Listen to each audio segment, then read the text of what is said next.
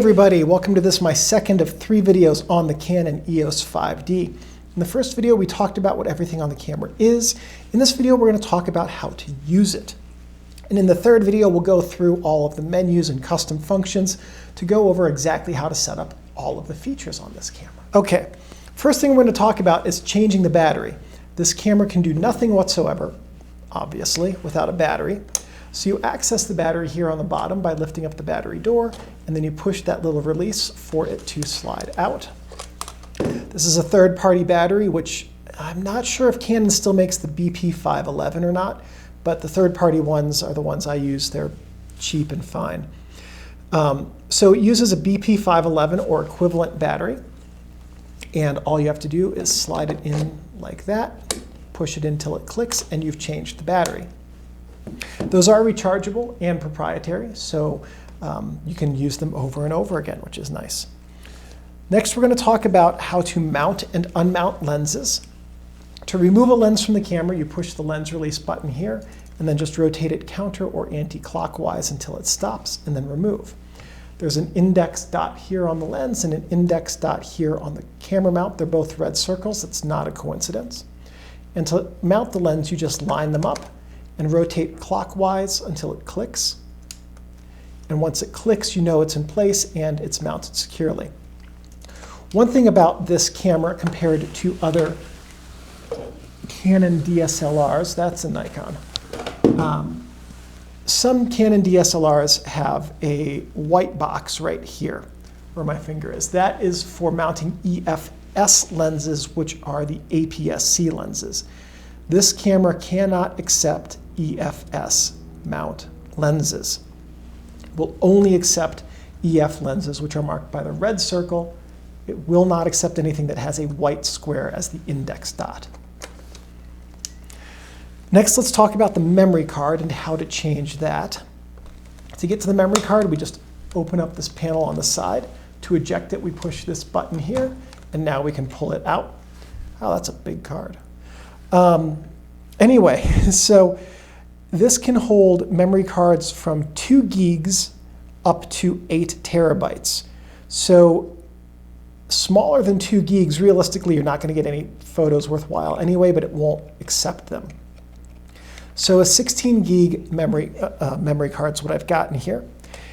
This also has one other limitation, which is functionally not important at all, which is that no memory card of any size can hold more than 268.4 million photos. If you hit that number, it will not record anymore. Honestly, if you have 268.4 million photos on your memory card, shame on you, transfer them to your computer. Can you imagine scrolling through your memory card to find one photo in 268.4 million different images? That would... Anyway, so that's basically how it works. To give you an idea of how many photos this can hold, my 16 gigabyte memory card will hold 912 raw images. So the size memory card is based just on how many images you need. If you know you're never going to put more than 450 photos on this, you can go with an 8 gig CF card. CF cards aren't cheap, so getting one that's not a terabyte, if that saves you a good deal of money, is worthwhile. Older cameras like this that have smaller megapixel sensors can use smaller CF cards, which will save you a few dollars, still very effectively. I have taken this out a few times, and I'm a pretty active shooter when I shoot digital. I have not been able to come close to filling up the CF card. So the next thing we're going to talk about is the flash hot shoe and sync ports. So we can see up here the flash hot shoe, and it has these 4 other little contacts here, which mean that it can accept some of the more advanced Canon flashes. Basically, any Canon flash within the last 10 to 15 years should work fully functionally with this camera. I'm not an expert on Canon flashes, so I'm not going to be able to tell you what the different speed lights or EX, I forget what Canon's series name for flashes are. At any rate, you can use any Canon flash here. You could theoretically use an older flash because it has that one center dot. If you're getting into digital photography on a budget, and you've selected this camera because it's a full frame and expensive camera, do not use an old flash. Don't get an old Vivitar or an old Sunpack that's super powerful and like $3, because those have more power in them than this camera is designed for. So if you get a discharge from an old flash into the camera, you will run the very significant risk of destroying your camera's electronics. So if you want to use old manual powered flashes with your digital camera, what you want to do is get an RF transmitter to plug into here and an RF receiver to plug into your flash. You never, ever, ever want to have a physical cable or hot shoe connection between a vintage flash and a digital camera. Okay, so next let's talk a little bit about flash technique, and we're going to have to turn your head to the side here because this is a big camera. Let's pretend that I'm using a flash that just mounts right onto the top of the camera. This configuration, flash on top of lens, is the worst possible configuration for using a flash that you can have. When the light exits the flash, it reaches your subject, comes back to your lens, makes them look flat and waxy. So I believe all of Canon's modern flashes have articulating and rotating heads. If you're going to be using the hot shoe, you want to get a flash that has, at minimum, an articulating head, so you can bounce the light off of a ceiling or off of a reflector card to diffuse it before it reaches your subject. And the reason for that is that when we are outside looking at people or a thing or a building or inside, everything we see is illuminated from above. So our brains perceive that as normal and natural. When you're photographing somebody, you want to have your lighting reflect what our brains are used to seeing, which is lit from above.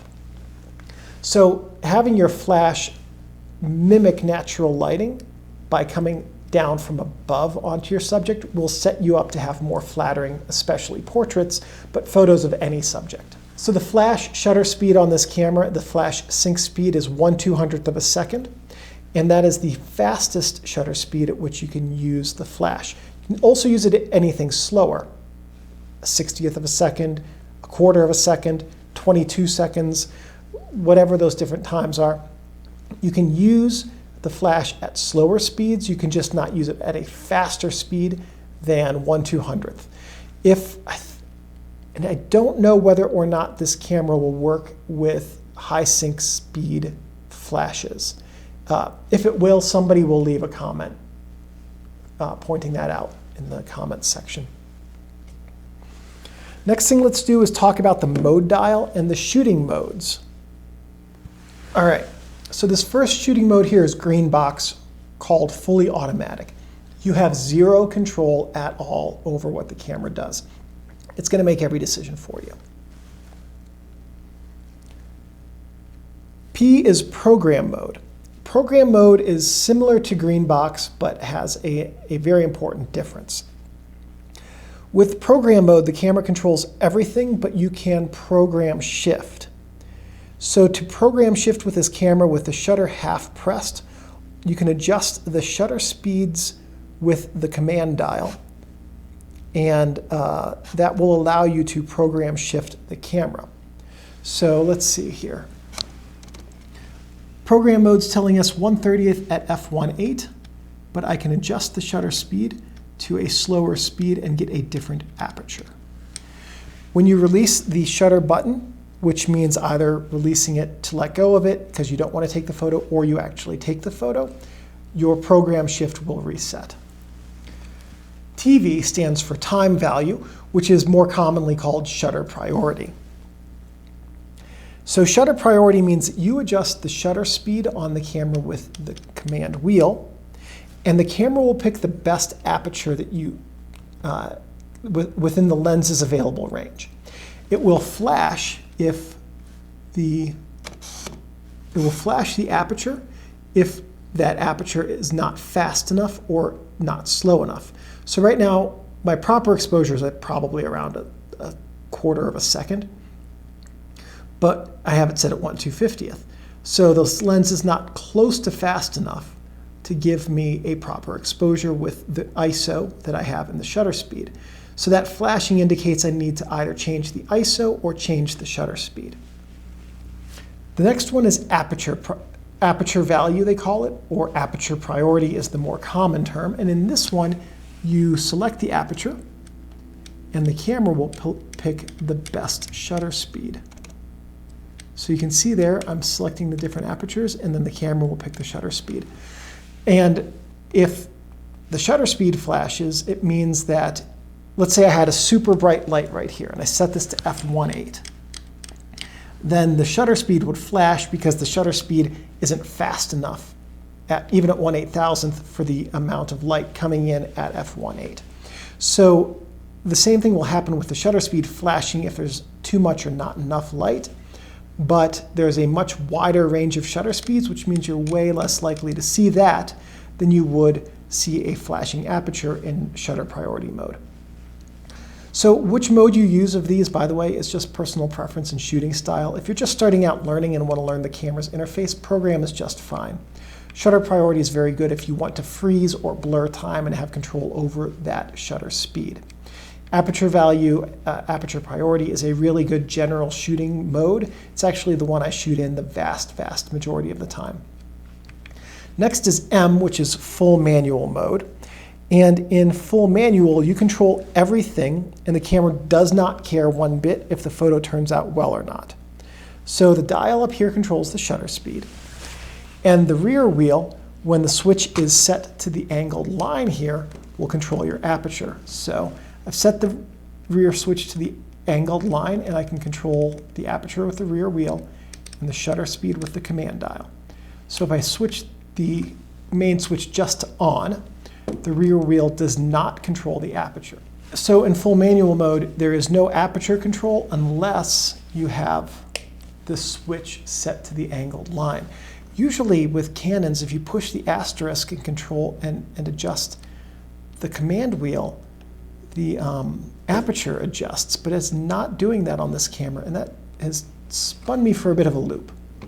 So at any rate, the next setting is bulb. It has the exact same controls as manual. However, there is, on the top, in bulb mode, the command wheel dial or the rear wheel, if the angled line is selected, will control the aperture. With bulb, you push down the button, the shutter release button, and it opens up the shutter, and then as soon as you let go, it closes. Built into the camera itself, there is no option to make bulb mode work like time mode. If you want this to work like time mode, which is where you push the shutter button down to start the exposure and push it again to close it, then you would need the cabled remote connection to do that. Also, when you are using bulb, I want you to see that right here, this timer counts up how many seconds your exposure is. So if you know that you need a 15-second exposure, you don't need to look at your watch or count out Mississippis. You just have to look at this, and as soon as it hits 15, you just release. And you've taken your 15-second exposure. C is registering your camera settings. Now, the camera's manual, page 148, has instructions on how to do this in case what I'm about to tell you is unclear. This cannot be used with the green box.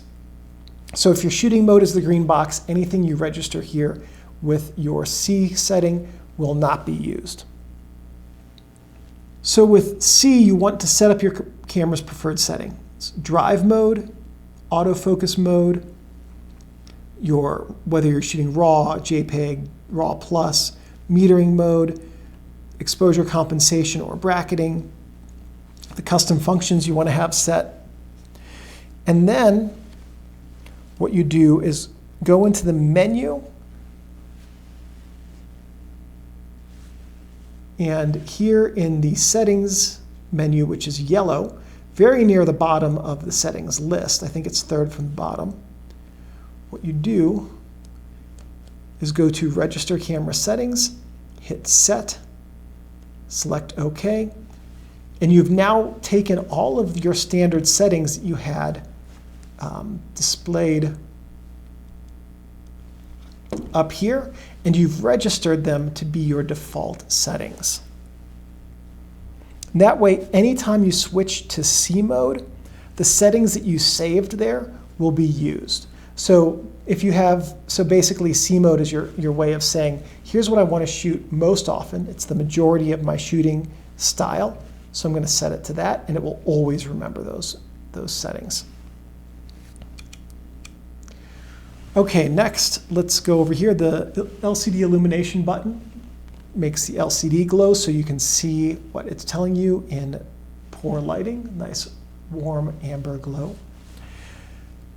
The autofocus and white balance button allows you to change your autofocus and white balance settings. So when you push this down, it brings up both menus. Your autofocus modes are the top dial here adjusts your autofocus, and your rear dial adjusts your white balance, but we have to have the rear dial set. It is set to on. Okay. So top button adjust your autofocus, which are one shot, AI focus rather, and AI servo. Okay. Autofocus one shot focuses and takes a single shot. It's ideal for stationary subjects.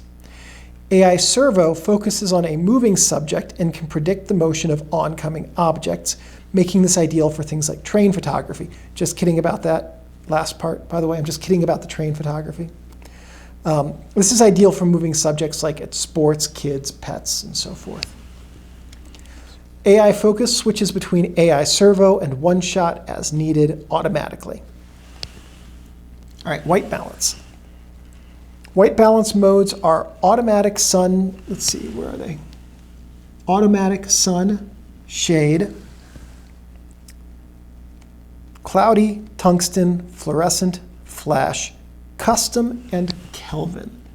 Those are your different modes. Okay, so auto white balance is AWB, stands for auto white balance. It's a generally good default setting for most uses. And specific white balance settings within this camera are good when you have fixed lighting and plan to take a series of shots in that fixed lighting. Sun sets the white balance to daylight and is ideal when you're shooting outside in the sun. Shade sets the white balance to compensate for the cool blue tones in shade, and this is daylight shade. And it's ideal for shooting in outdoor shade. Cloudy sets the white balance for the quality of light coming through overcast skies. Tungsten adjusts the white balance for the very warm tones of tungsten light sources and should only be used under tungsten light, or all of your images will be blue. Fluorescent adjusts the white balance for the green tones of fluorescent lighting and should only be used under fluorescent lightings, or all of your images will be pink.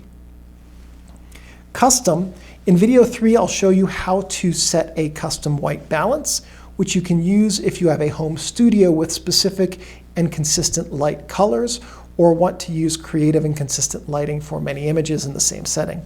You can also use this setting to adjust white balance with a white card for things like product shots or use with soft boxes. Kelvin allows you to adjust white balance by a light's Kelvin temperature and should only be used if you know your lighting's Kelvin temperature. Next, we'll take a look at the drive and ISO button. We'll push this down. The command wheel adjusts your drive mode, and the rear wheel adjusts your ISO, or your sensitivity. So we'll go back to a proper ISO here. We'll have it at 200, adjusting on the rear wheel. And you can see the drive mode over here between single shot, continuous, 3 frames per second, and self-timer. Those are your 3 drive mode options. Metering and EV compensation button. So when we push this down, the top button adjusts the metering mode and the rear wheel adjusts EV compensation. So if we adjust the rear wheel, the camera, this is specific for everything but manual mode, will give us either overexposure or underexposure if we want. In manual mode, it will give us meter readings. It will give us an overexposed or an underexposed image, but it's up to us to actually make those happen. Let's say that you're in aperture priority mode, right? And you have it set to f/5.6 and your proper shutter speed is 1/125th. Well, if you adjust this up 3 notches to overexpose a stop, you'll actually get a 1/60th of a second exposure. Well, what if you're in shutter priority mode and you want to underexpose?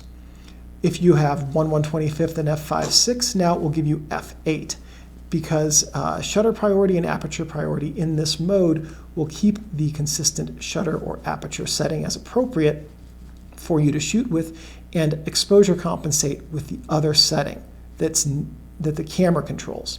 In program mode, and this will adjust based on what the camera wants to use for your exposure compensation. Okay, so next, metering modes. We have 3 different modes: evaluative, partial, 4 different modes: evaluative, partial, spot, and center weighted. So let's go here to the box with the circle and the dot in it. This is evaluative metering mode. It uses the entire metering area. There are 35 metering zones in this camera, and with this metering mode, the camera will pick the best readings based on all 35 of those zones. Basically, the evaluative meter in this camera works by identifying subject position and the brightness and darkness of the foreground and background areas, as well as the illumination on the subject. Partial metering is the box with the circle in it, and this is ideal when the background is far brighter than the subject. This metering mode covers 8% in the central part of the scene. So let's say that what you're looking at right now is what's going to be on the sensor. The central 8% of the frame, about like this, is what's going to give you 100% of your metering data. Now, one really powerful use of this mode is to have your subject be in the center of your frame, take your meter reading off of your subject's face or whatever you need to do. If you're taking a portrait, off your subject's face. If it's a statue or a piece of art, just off the subject itself. Let's say you're taking a portrait. You take the meter reading off of your subject's face, you lock in those settings, and then you want to have your subject's face up here. Just recompose and take the picture, and you'll have your subject's face properly metered, and then the rest of the scene will take care of itself, but the important thing will have been properly metered. That's one really good way to use that mode. So basically, if you're going to use partial metering, the area of that is roughly a circle around the central 7 autofocus points that are displayed on the focusing screen. Next is spot metering, which is the box with the dot in the center of it. This meters off the central autofocus point and the circle marked around it on the standard focusing screen, and that covers 3.5% of the scene. It's just like what we just described, but an even smaller area for even more precise spot meter readings. And this is ideal for manual exposure calculations off of multiple reading locations or to expose on a single point like a person's face. Now let's say that you were looking at this scene and you wanted to take a picture of it, right? And you wanted to do it with spot metering. Take a meter reading here, it's a very dark shadow, here at a highlight, here at a gray tone, and you get 3 different readings. And then you could calculate those based on what you wanted the image to look like and set your settings manually. That's a very powerful use of spot metering. This last one, which is box only, is your center-weighted average metering. And this is a standard center-weighted meter like in most Canon film cameras from the A series of the 1980s and onward. Functions exactly the same way. The central area of the scene provides roughly 70% of the metering data, and then everything around it provides the remaining 30%. Center weighted is a good all-around, walk-around type shooting metering mode. Next thing we're going to do is talk about the FE lock button, which is the asterisk button back here. It's super easy to use this. Basically, FE lock stands for flash exposure lock. What you want to do is point the center of your viewfinder, let's say right here where my finger is, at the part of the scene that you want properly illuminated by the flash. Then you press the asterisk and hold it. A flash and asterisk symbol will appear. I think it only appears if you have a flash actually on the camera. But a flash and asterisk symbol will appear in the viewfinder, and the shot will be illuminated via flash adjustments so that that spot you selected is properly illuminated. Well, let's say we don't want this properly illuminated, we want this. What you do is you recompose so that the center of your frame is right here, hold the FE lock button, recompose, and then take your picture, and this will be properly illuminated. So basically what you want to do to use FE lock to adjust your flash power is frame up your image so that you know what it's going to look like, figure out what part is going to be properly illuminated, point your camera so that the center of your frame is on that image, hold down the asterisk, recompose to the way you wanted it to be, and then take the picture. So if you have a portrait and your person is over here, you can use FE lock on them to get that person properly exposed and the rest of the scene either being darker or lighter than them depending on what the specifics of that scene surrounding that person are. And also this will only work, I believe, with Canon EX series flashes. Next, let's talk about the AF point selection button, which is this guy right here on the outside of the back. So if we push it down, we get this little symbol here on the LCD screen. This corresponds to the AF points that are available on this camera. And you rotate the top dial here to select different options, whether you have an individual AF point selected, marked by one of those hyphens, or all of your AF points selected. So in general, you can use all of your AF points, and that's a good standard walk-around setting. Okay? What I mean when I say walk-around setting is just what you're going to use normally. Let's say, however, that you've got a scene here, and you've got a race car that's coming in from this side, okay? And you want to have this race car be in focus when it gets here, because you want to frame it so that you've got your race car coming in, and it's going to hit a jump ramp, okay, right here, or some such exciting thing.